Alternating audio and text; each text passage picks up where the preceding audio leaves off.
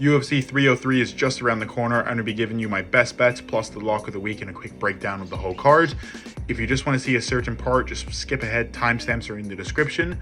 Let's not waste any time. Let's just get into my lock of the week. Future is now, old man. Diego Lopes is the lock of the week. He is an extremely dangerous fighter. He's going to be the younger fighter here too, the faster, better grappling skills, the whole shebang, okay? He is him. Diego Lopes in his last fight against Sadiq Youssef, what happened? They were in the clinch and boom! Done for. In the clinch, Diego Lopes puts out Sadiq Youssef. He has power, okay? Look at the first fight that he was in against Evloev in the UFC.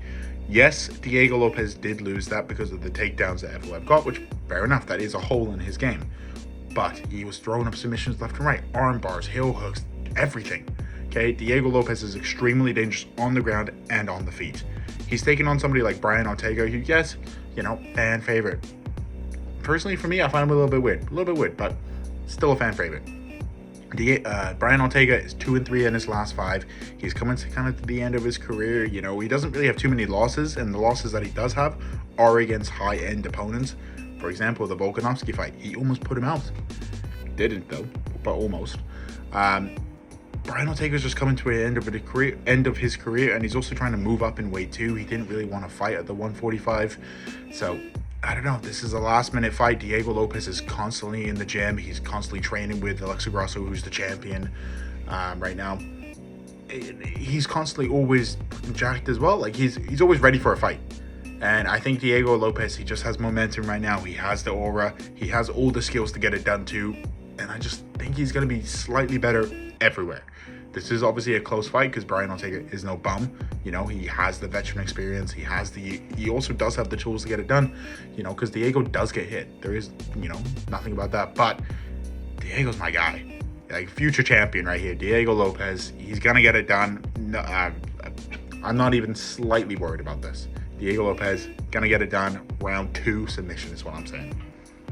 Another thing, actually, before I move on to the next one here. Look at what happened in Brian Ortega's last fight against Yair Rodriguez. Yes, he won it because, fair enough, Yair gassed out. Look at what Yair did in the first round. He manhandled Brian Ortega. Absolutely manhandled. And almost put him out too. Diego Lopes is going to finish this fight. Okay, best bet here is for it not to go the distance. I see a finish in this.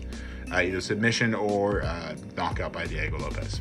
But moving on into the most confident favorite of the card, Shama.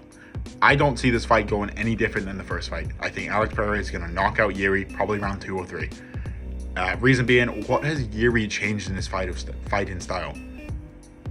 In my opinion, not much. His shoulder's a little bit better from the arm surgery that he had and all that kind of stuff, but he's still extremely hittable. Look at Jiří's last fight in Alexander Rakic, whatever how you say his last name there. Jiří got hit like every second. Every punch hit him.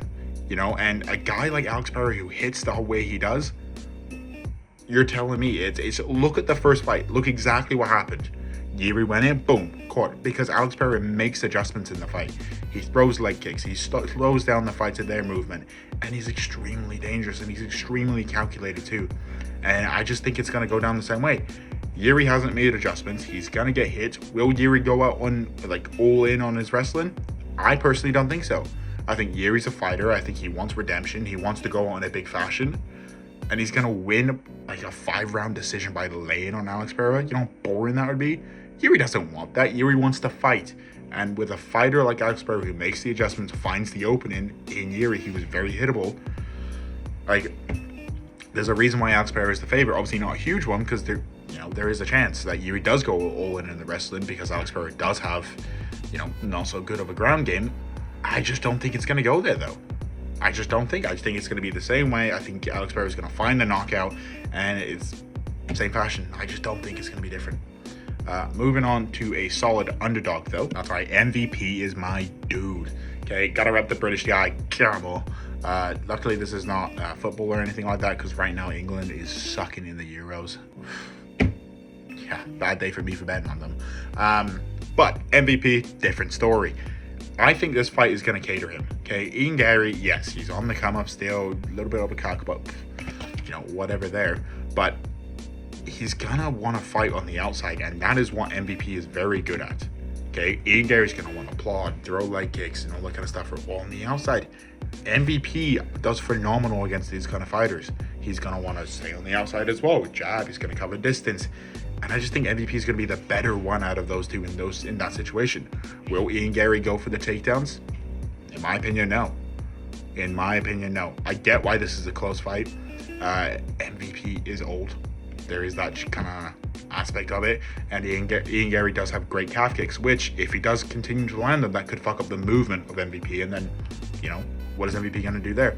Both guys are very long, both guys are very similar builds and stuff like that, so if this fight stays on the outside for both fighters, I think MVP has the edge because that caters to his kind of style. The lunging, the quick movements, covering distance, landing the big shots. You know, look at what happened with the Kevin Holland fight.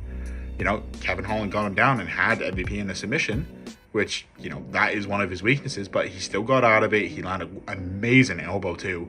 Almost had Kevin Holland out of there, which is a great feat for your debut in the UFC. Camel. Yeah, it is going to be a close fight, there's no doubt, but I just think this fight caters to MVP. If Gary wins, fair play, but yeah, I just think MVP's got it. Come on, MVP. I'm going to get into my main card predictions now, though. All right, main card time. I'm just going to quick overview of the whole card. Ricky Simon taking Vinicius Oliveira. Going to go with Vinicius Oliveira. He did gas towards his last fight in round 3. That fight was on short notice, I believe, for him as well. But he's just a very dangerous fighter, and I'm going to, you know, bank on the side of him winning this. Ray versus Carlos. I think Ray's got it. I think he's a great prospect, and I think he's going to dominate everywhere, just non-stop grappling, just, you know, probably a decision though. Andre Arlovski, I want him to win, but he's not going to. Martin Dubai, he's just younger, he's going to be faster, and it's heavyweights. You know, anything can happen, but he's 45 years old, Andre Arlovski. Want him to win. Don't see it happening though. Michelle Waterson versus Jillian Robertson. I don't really like this fight. Same thing. Waterson's just very old now.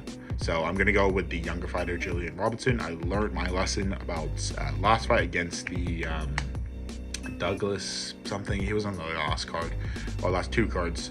Just the very old guy there who I thought was going to win, but didn't. So what can you do? Peyton Talbot versus Yanis, the Frenchman. Do not like the French, so Peyton Talbot, easy win there. Makes sense for the odds. And he's also just a great prospect, and I think he's going to be a far dangerous fighter in the cage there. Charles Jourdain versus Gene Silva. Close fight, in my opinion. Gene Silva is no bum. He's a very dangerous fighter, but Charles Jourdain, people are saying that, oh, he didn't learn the takedowns on Sean Woodson. Yeah, Sean Woodson fucking like a skyscraper tall, buddy. I think Charles Jourdain's going to get the takedowns here. And I think he's going to be angry that people are getting betting against him. Charles Jourdain, you know, a medium confidence, I would say. Cub Swanson versus Andre Fili. I don't know. Andre is younger. He did got knocked out brutally by Dan Ige, but Dan Ige is a dog. So, I mean, how do you rate that? Cub Swanson, same thing. He's just old. I think he has a lot of experience, though. I'm going to go with a shot in the dark saying Cub Swanson. In my opinion, don't bet this fight. You know, one guy's extremely chinny and younger, should win. It's faster, but super chinny. Cub Swanson, older, slower, but veteran savvy. You know, he just can't win. Salty Joe Pyfer versus Marc-Andre Barriault. I don't rate Marc-Andre Barriault. I think his fight against, was it Chris Curtis or something like that, was shit. Just a shit performance. Joe Pyfer, even though he lost to Jack Hermansson, even though I think he's shit too, just not. Where am I going with this? Jack Hermansson is a good fighter, even though I personally think he's shit. Okay, he has veteran experience. He has the cardio to last all 5 rounds. Joe Pyfer did just gas. Hopefully, this loss will allow him to make adjustments in his game. And I'm pretty confident on Joe Pyfer to get it done because I just don't rate Marc-Andre. Ian Gary versus Michael Page. Like I said, I'm going with Page. I just think the style makes fights. And I think this kind of style of fighting on the outside, it just favors him. Mario Bruno Silva versus Missy Chasson. I don't know. Missy Chasson has a real good chance of winning this. But, you know, Mario Bruno, if I'm thinking about the right person, she beat the Holly Holm. And that was a good performance. I'm pretty sure it got overturned though, but oh well, it was still a good performance. I'm going to go with her. Didn't really research this one too much, so do not take my opinion there. Anthony Smith versus Roman Dolidze. I do not like Roman Smith.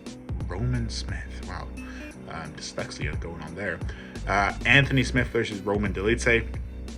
Do not like Anthony Smith, but I think he wins it. Roman kind of got fraud checked there against, not even fraud checked actually, against Imavov. Imavov's not actually that bad.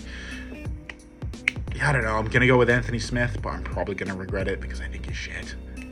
But that's the pick. No real reason behind it. Just do not follow my opinion there. This opinion, though, do follow. Diego Lopez going to smash Brian Ortega. Not even going to be close. Bet your house. Not financial advice. Main event, though, Alex Pereira versus Jiří. Same event. The same advice here. Alex Pereira is going to knock out Jiří, and I just don't think it's going to be close. Will Jiří go for the grappling? No, he won't. He's going to want to strike, be the, samurai. Boom, knocked out cold. To be fair, the last fight didn't go like that, but, new things happen. So that was the main card. Quick breakdown. Let's get on to the best bets. They'll be showing up on the screen there. Hopefully I win some of them, most of them. That'll be dope. Because then I can make some money. But that was everything for the video. Thank you so much for watching. Again, the goal is 100 subscribers, so if you guys can please subscribe and like the video, that'd be awesome. Check out the shorts. It's where I post some of the edits as well. And yeah, apart from that, I'll see you guys next time.